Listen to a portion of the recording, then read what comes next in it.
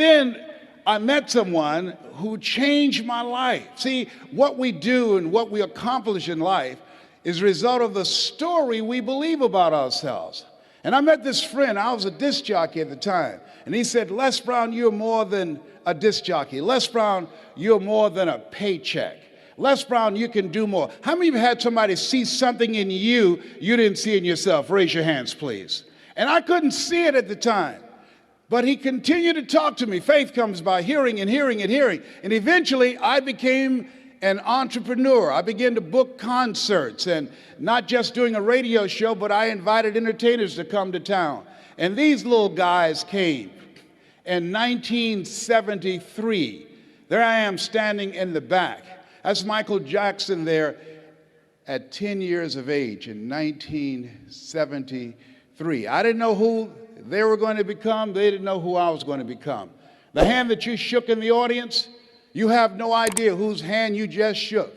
You don't know who they are. Eye has not seen, ear has not heard, nor has entered the heart of mankind what God has in store for that person whose hand you just shook. That person, they have greatness within them, and you have greatness within you. And to prove it, you were chosen one out of 400 million sperm. There's something in you. And God said, I want you, I want you, I want you, I want you. There's something you have that the world needs now. If you don't give it to us, we will all be deprived. And so as you think about your goals and dreams, how many of you like to make a difference in your community? Raise your hands, please. You have the ability to do that. I ran for the Ohio legislature. Had no idea I had the ability to do that. Passed 14 bills my first term. You have greatness within you. You can make more impact than you can ever begin to imagine when you're willing to challenge yourself. Let us say together, leap. Everybody together say, leap. And grow your wings on the way down. My favorite book says, the greatest among you will be your servant. How many of you are serious about reaching your goals? Raise your hands, please. Here's something I encourage you to write this down. Provide more service than you get paid for.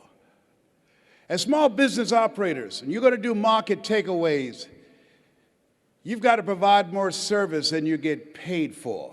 You've got to build relationships with people. You've got to be able to tell your story, because people do business with people they know, like, and trust. You've got to look for ways, as a lady who became the dominant force in her industry, and they said, how did you get here? In an industry that's dominated by men, and she said, it's not our intention to please our customers or to satisfy our customers. Our intention is to amaze them with the quality of the service that we provide for them. And so you have to literally amaze your customers. Go above and beyond as you begin to anticipate what their needs are and look for ways in which you can begin to impact them. Overcoming the negative conversation, that inner dialogue that's going on all the time, even when you don't want it to be there. You can't stop yourself right now from thinking. You can't do it. It's going on. And so learning how to empower yourself, part of doing that is standing up to yourself. You've got to stand up inside yourself sometimes and say, shut up. You've got to do this.